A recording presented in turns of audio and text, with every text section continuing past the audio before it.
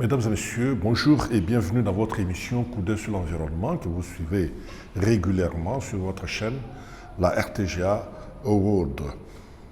Il y a quelques mois, le président de la République a créé l'autorité de régulation du marché carbone et en a nommé les animateurs. Beaucoup d'entre nous ne connaissent pas très bien ce que c'est l'autorité de régulation du marché carbone. Et à travers cette émission, nous allons essayer de vous aider à comprendre cette structure. Et là, nous avons pris comme invité un professeur à la faculté de pétrole, gaz et énergie renouvelables, département de génie des énergies renouvelables et de l'environnement. C'est lui qui a été nommé PCA, justement, de cette structure que nous venons de vous présenter. Il s'agit bel et bien de professeur Jacques Célestin Mouliba Bakanza. Mais surtout, c'est un climatologue. Bonjour, prof. Bonjour, monsieur le journaliste. Merci de vous recevoir encore sur notre plateau. Il y a quelques mois, on était ensemble. Et là, nous sommes encore aujourd'hui là pour essayer un peu d'aider nos téléspectateurs à comprendre ce que c'est l'ARMK. L'ARMK, c'est quoi?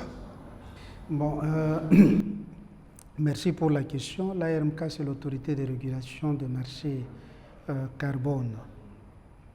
Une structure, un établissement public pour lequel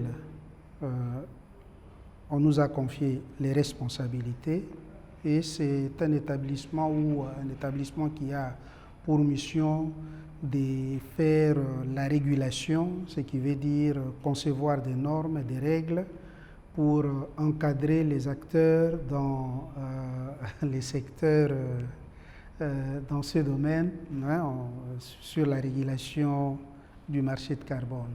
Oui, on va y revenir, mais commençons un peu au départ. Vous êtes climatologue. Pourquoi avoir choisi le climat comme votre domaine de recherche? Bon, je me suis spécialisé, donc j'ai fait ma spécialisation en climatologie et j'y ai travaillé. Parce que, bon, j'ai fait la spécialisation parce que j'ai d'abord la base, je suis géographe. Je suis géographe de formation.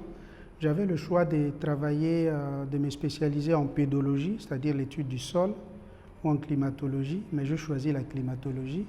À l'époque, quand je le choisissais, c'était par passion. Ce n'était pas parce que ce n'était pas parce que j'avais une certaine ambition. Donc, c'était en 98. C'était en 98. En ce moment, quand je suis arrivé en République tchèque, je suis entré en contact avec le représentant, donc un professeur de la faculté des sciences qui était parti justement à Tokyo, un des participants à la conférence de Kyoto, et qui nous a parlé du protocole de Kyoto. Donc, les questions de changement climatique ne se posaient pas à l'époque avec une certaine acuité, très peu de gens, et à l'époque on parlait très peu, donc on ressentait et on commençait déjà à prédire. Donc les avertis avaient déjà à l'époque commencé à parler des changements climatiques parce qu'ils étaient avertis, mais on ne savait pas assez. Et moi, en le choisissant, c'était par passion simplement, mais par la suite j'ai compris qu'il y avait des enjeux majeurs au niveau à la fois national quand j'étais là-bas et mondial. Il y a des enjeux. Les enjeux, généralement, ça concerne un peu la hausse des températures, peut-être ça. Mais quels sont les facteurs de l'augmentation de cette température, d'après vous? Bon, l'élévation de la température au niveau mondial est un problème qui est évident et scientifiquement accepté pratiquement par tous, parce qu'il y a des mesures aujourd'hui et il y a beaucoup de faits qui établissent. Néanmoins, les facteurs ou les causes de cette élévation sont multiples et généralement sont des questions qui sont à l'origine de plusieurs débats et également sont à l'origine même des débats. On ne s'accorde pas, même les scientifiques ne s'accordent pas parfois sur les causes. Simplement parce que s'ils ne s'accordent pas, c'est tout simplement lié au fait que le système climatique est un système chaotique.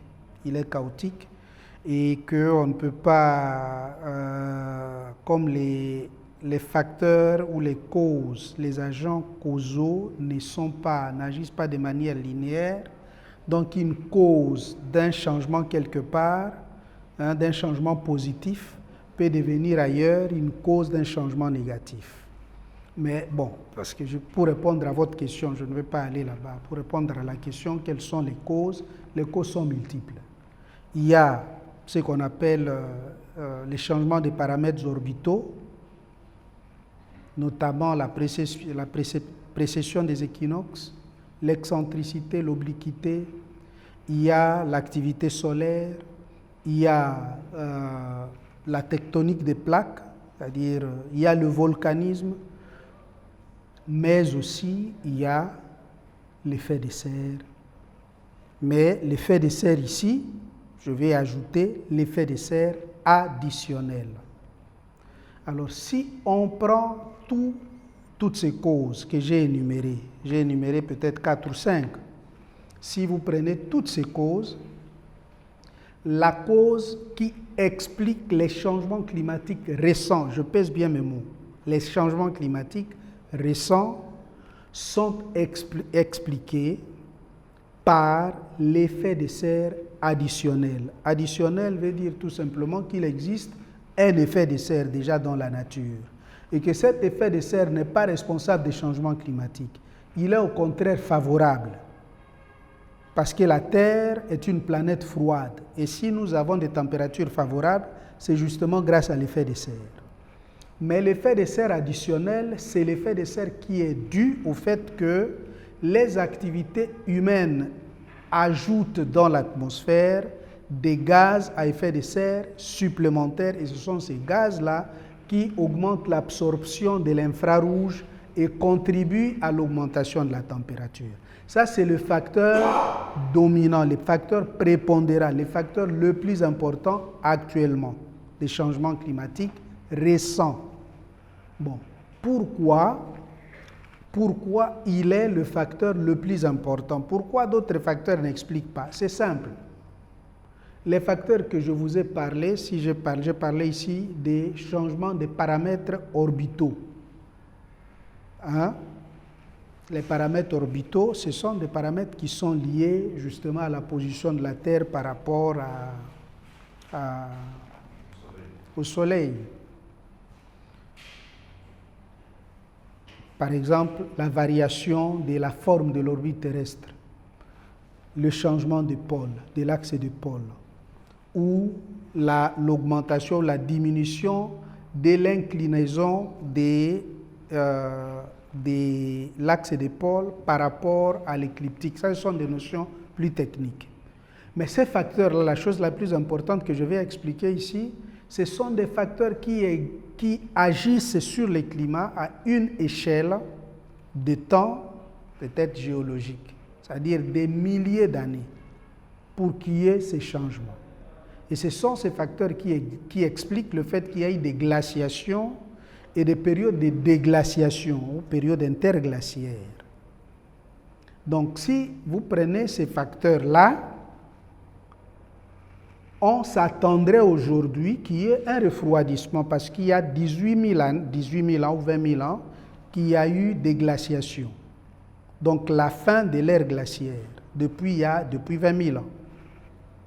Donc nous, on s'attendrait aujourd'hui à une glaciation, mais il n'y a pas une glaciation. Mais il y a un réchauffement. Mais ce réchauffement-là se produit à une période très courte, de plus ou moins 150, bientôt 200 ans simplement. Donc ce n'est pas une échelle géologique, c'est une période très courte. Et le facteur n'est plus ces facteurs qui agissent à des échelles de temps beaucoup plus larges.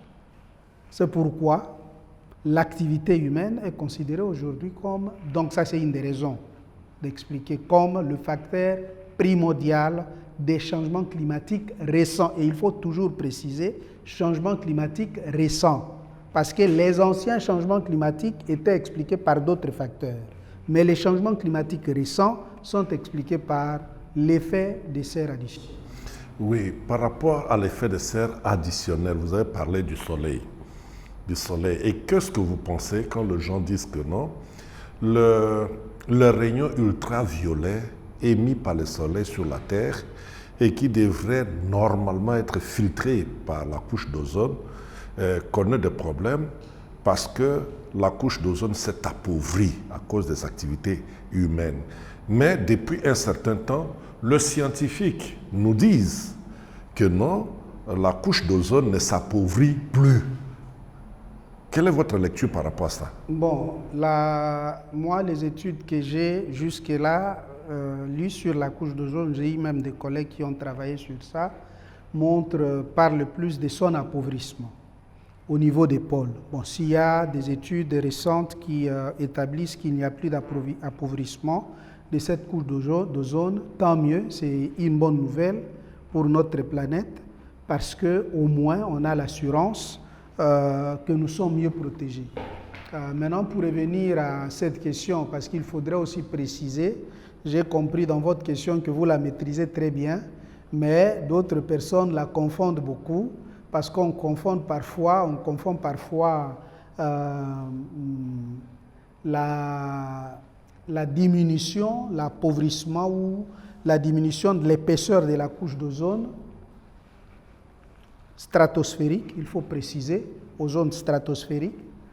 La diminution de son épaisseur, très souvent on la confond avec le réchauffement climatique. Parfois on dit, bon, le réchauffement climatique qui est provoqué par la diminution de la couche d'ozone. Généralement on parle de trou d'ozone, mais en réalité c'est la diminution de la couche d'ozone. Donc, c'est un phénomène qui est provoqué par les mêmes gaz que nous émettons, les activités humaines. Parmi les gaz que nous émettons, il y a les gaz qui se concentrent dans la troposphère et qui provoquent l'absorption de l'infrarouge qui provient de la Terre. Mais il y a des gaz qui se concentrent dans la stratosphère et ces gaz-là contiennent du chlore. Et le chlore contenu dans ces gaz est un élément qui attaque la couche d'ozone, qui désintègre le molécule d'ozone, donc O3, et cela diminue la concentration de ces molécules, donc le chlore et le brome. Mais ils proviennent de l'activité humaine. Par là, je vais dire quoi? Par là, je vais tout simplement dire que l'effet de serre et l'appauvrissement de la couche d'ozone sont provoqués par la pollution, par les activités humaines, c'est-à-dire ont pratiquement les mêmes causes, les activités humaines. Mais la diminution de la couche d'ozone et l'augmentation de la température sont des phénomènes parallèles. Vous comprenez, hein? Alors, restons toujours dans le gaz à effet de serre additionnel. Je venais de parler de couche d'ozone, vous avez expliqué. Mais on voit par exemple des immondices. Prenons un exemple terre à terre, des immondices. Comme dans la ville de Kinshasa, il y a un peu des immondices un peu partout. Est-ce que ça peut constituer aussi un facteur de réchauffement climatique ou de hausse de température? Merci pour la question, parce que c'est important aussi là-dessus expliquer. Vous voyez, les immondices, les gaz qui détruisent la couche d'ozone, les gaz qui absorbent les infrarouges, ont tous en commun un phénomène ou un processus qu'on appelle la pollution. La pollution. Maintenant, la pollution qui nous intéresse, qui contribue à la fois au réchauffement ou à la destruction de la couche d'ozone, c'est la pollution atmosphérique, c'est-à-dire ce qui est émis vers l'atmosphère. Or, l'atmosphère, c'est une couche de gaz. Donc, ce qui est émis et qui reste dans l'atmosphère sont soit des gaz ou soit des particules d'eau en suspension, c'est-à-dire les nuages qu'on peut voir, ou soit des particules solides aussi en suspension, donc ce qu'on appelle les aérosols. Maintenant, pour la question de la pollution atmosphérique, ici, ce sont généralement des gaz et les particules solides, des fines particules solides. Ce que nous voyons maintenant au sol, les immondices, concerne la pollution du sol, qui peut également contribuer à la pollution des eaux après la pluie, c'est-à-dire les eaux sont également contaminées. Donc cela ne concerne pas directement le problème atmosphérique et ne concerne pas le changement climatique directement. Mais prof, mais nous suivons et nous lisons des scientifiques comme vous qui disent que le changement climatique, c'est une invention, que ça n'existe pas, que c'est faux, il n'y a pas de changement climatique. Vous êtes de même avis que ces gens? Non, je ne suis pas d'avis que, mais je vais vous expliquer. Au début, je vous avais... Oui, non, ils ont tort. Au début, je vous avais dit que le problème, c'est-à-dire que les changements climatiques ici sont représentés par quoi? L'élément de départ ou le déclencheur du changement climatique, c'est quoi? C'est les réchauffements, soit les refroidissements. Donc, les changements climatiques commencent par un changement de température. La température, l'observation de la température est essentielle pour comprendre les changements climatiques. Pourquoi? Parce que la température exprime la quantité d'énergie que le système contient. Hein? La température exprime cette quantité. Et c'est cette modification de la quantité d'énergie qu'on peut appeler également un forçage radiatif qui explique justement les changements climatiques. On ne va pas entrer dans les détails de ces forçages. Je reviens ici simplement pour dire que la température nous donne le signal. Et en ces termes-là, donc en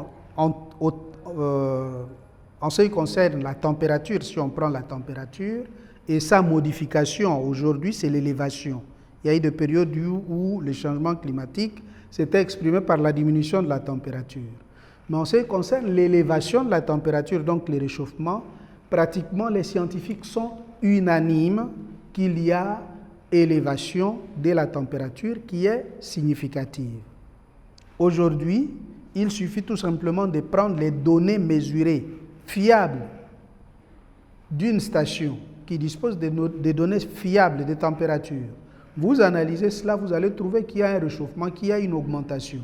Et cette augmentation, si vous la testez, vous trouvez que c'est significatif.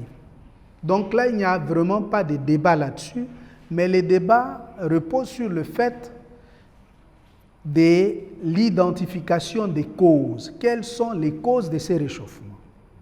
C'est là où même les scientifiques ne partagent pas le même point de vue. Et je vous ai dit, c'est lié au fait que le système climatique est chaotique. Donc, je reprends ici deux choses que j'ai dit.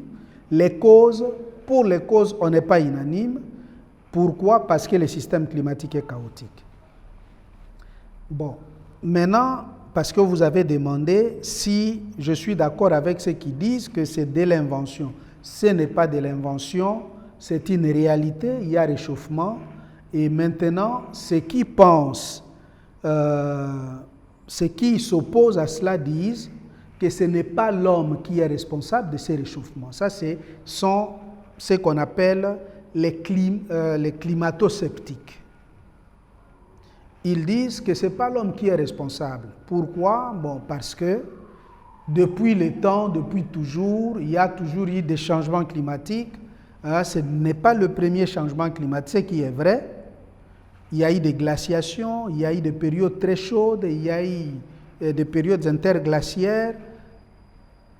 L'homme n'y existait pas. Au tertiaire, quand il y avait réchauffement, l'homme n'y était pas. Et à l'Holocène, quand il y a eu refroidissement, l'homme n'y était pas. Donc on ne peut pas... Bon, l'homme était, mais il n'était pas responsable. Il n'y avait pas des activités humaines intenses. Mais aujourd'hui, il y a réchauffement. Bon, donc ceux-là pensent que ce n'est pas l'homme qui est responsable.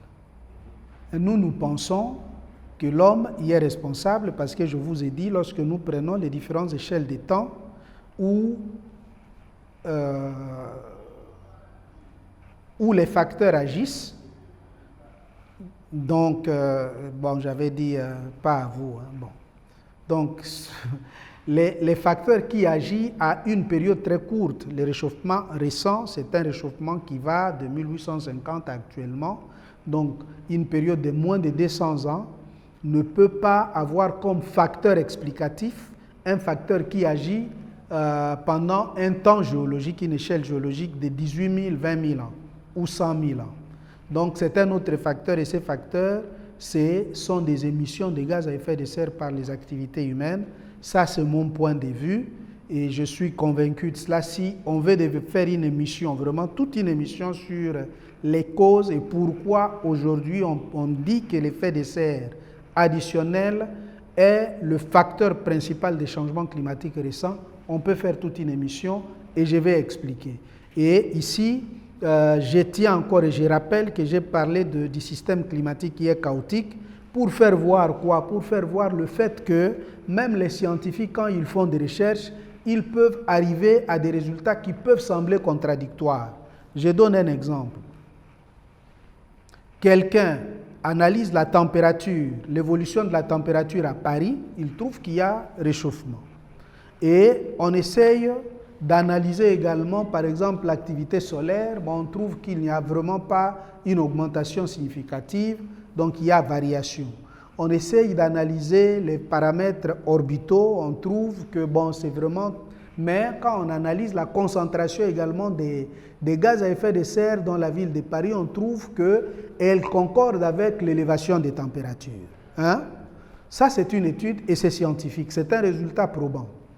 Mais une autre personne analyse la circulation océanique et il analyse l'évolution de la circulation du courant Gulf Stream.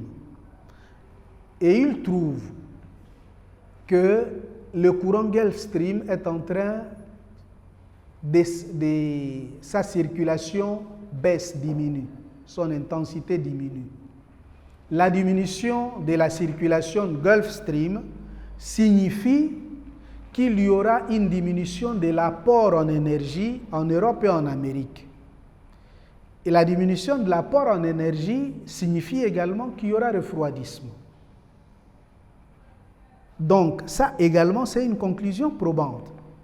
L'autre a trouvé qu'il y a réchauffement, mais un autre trouve qu'il y aura refroidissement. Donc, c'est un même système, mais un système chaotique. Quand on dit chaotique, ça veut dire que les relations sont non linéaires. Ce n'est pas linéaire. Oui, mais prof, au-delà de toutes ces explications, il y a quelques jours, le président américain Donald Trump a dit que cette histoire de changement climatique, c'est une grande escroquerie du siècle.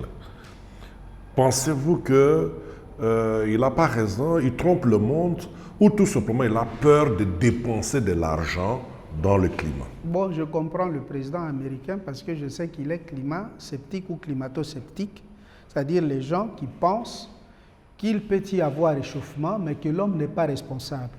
Donc, partant de cet axiome, partant de ça, il va maintenant dire, si l'homme n'est pas responsable, pourquoi on doit faire payer à l'homme la stabilisation du réchauffement? Parce que ce n'est pas l'homme qui est responsable, vous comprenez? Donc, ça c'est comme ça qu'ils réfléchissent. L'homme n'est pas responsable, donc il ne faudrait pas limiter la production économique simplement parce qu'on veut lutter contre les changements climatiques, que l'homme n'est pas responsable. Voilà. Et Donald Trump, lui, il est de ces gens qui ne veulent pas que l'on puisse contraindre les producteurs en utilisant le climat pour excuse, entre guillemets. Donc ça, c'est sa manière de penser et elle est appuyée par des arguments qui sont des analyses également des scientifiques, comme je vous avais dit, que le système climatique est chaotique. Mais reste que ce que nous émettons lorsque nous produisons, nous émettons.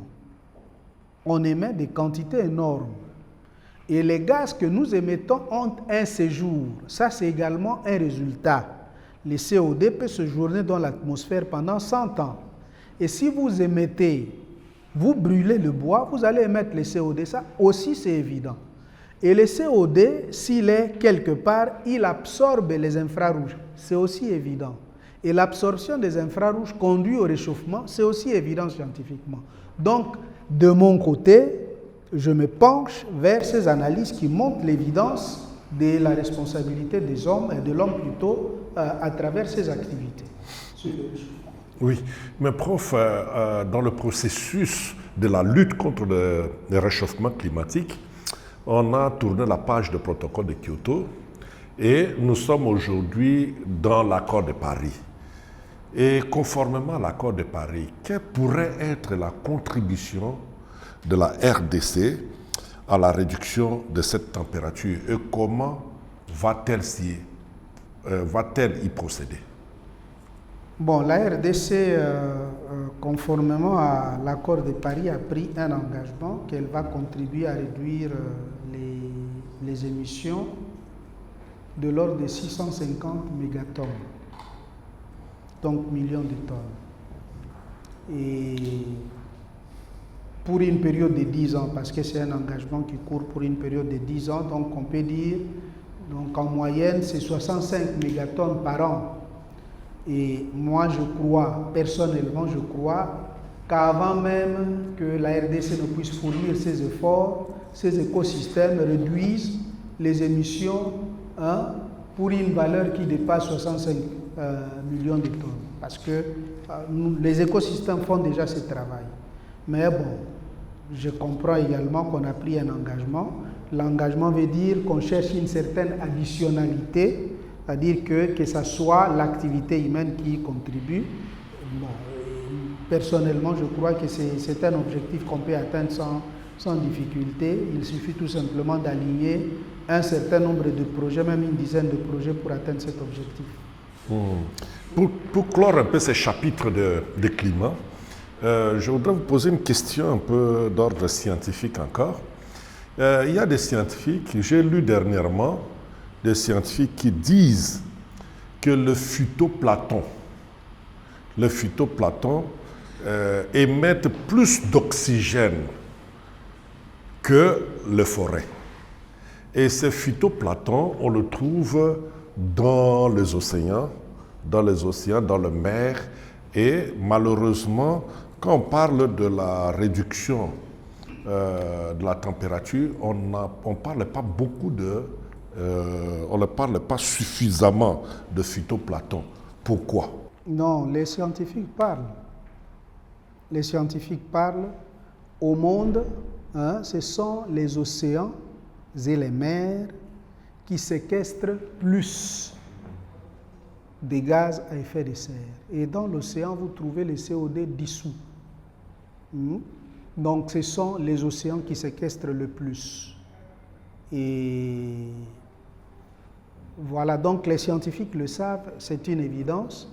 Mais je sais que lorsqu'on est au Congo, parce qu'ici, le rôle que jouent les écosystèmes, les biomes, nos biomes, les écosystèmes forestiers, est aussi important qu'on a tendance à plus parler des forêts, tout ça, mais ce sont les océans qui séquestrent le plus. Alors, prof, entrons maintenant dans le sujet qui vous concerne personnellement. Le président de la République, il y a quelques mois, venait de vous nommer le président du conseil d'administration de l'autorité de régulation du marché carbone, ARMK. Est-ce que vous pouvez dire un peu à nos téléspectateurs quelle est au fait la mission de cette structure? Qu'est-ce que vous êtes appelés à faire? Bon, nous sommes appelés à faire la régulation du marché de carbone qui n'est pas encore organisé. Ça veut dire que nous sommes appelés à organiser ce marché et nous sommes appelés à réguler ce marché. Ça veut dire que nous sommes appelés à concevoir des normes, des règles et à encadrer les acteurs dans ces domaines. Et les acteurs, ici, on peut les séparer en deux groupes. Il y a ceux qui émettent, qui ont une responsabilité, et il y a ceux qui séquestrent et qui doivent recevoir la récompense de leurs efforts. Donc ce sont les deux. Et nous sommes appelés maintenant à promouvoir les deux. Les deux. Et quand je dis ceux qui émettent, je vais dire tout simplement ceux qui polluent, en d'autres termes. Ceux qui polluent par leurs activités. On peut les identifier. Et ici, je dois préciser, la pollution dont il est question ici, c'est la pollution atmosphérique. Nous, on ne va pas s'occuper directement de la pollution des eaux, mais les revenus issus de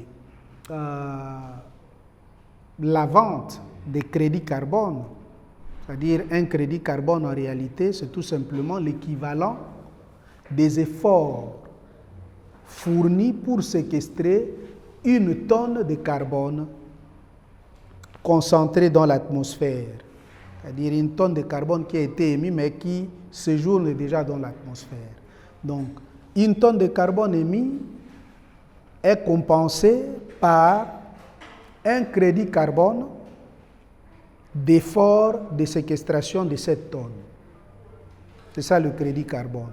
Et nous sommes appelés justement à promouvoir ces acteurs pour le bien de tous. Maintenant, ces revenus peuvent servir justement à financer les activités de dépollution. Et ici, quand je parle des activités de dépollution, je ne vois plus simplement la pollution atmosphérique, mais également la pollution des eaux et de l'environnement de manière générale. Oui, ARMK, c'est un cadre ou une structure comme tant d'autres qui venaient d'être créées. Est-ce que vous avez le moyen de votre politique?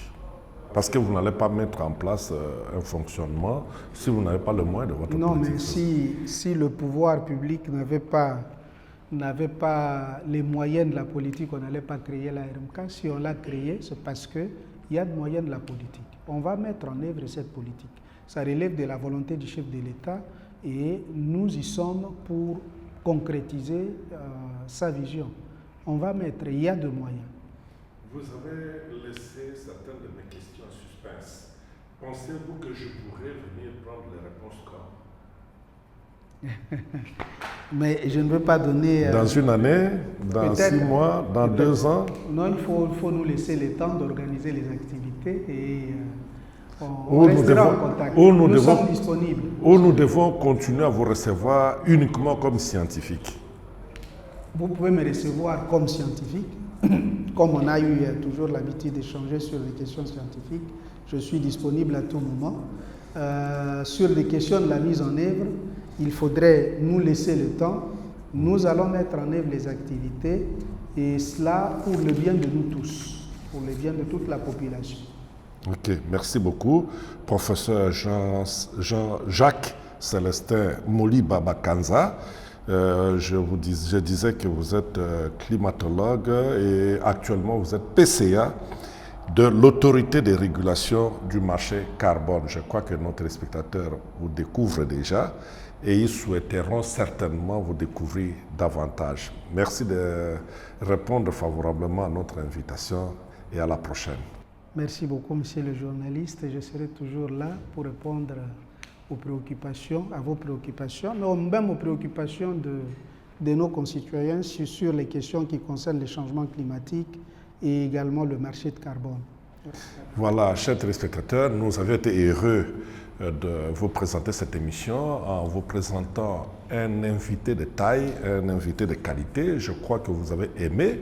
Si vous avez réellement aimé, dites merci à David et à Senga, une équipe composée de la chaîne B1 qui nous a aidé à produire cette émission. Merci à vous tous et à dimanche prochain. Au revoir.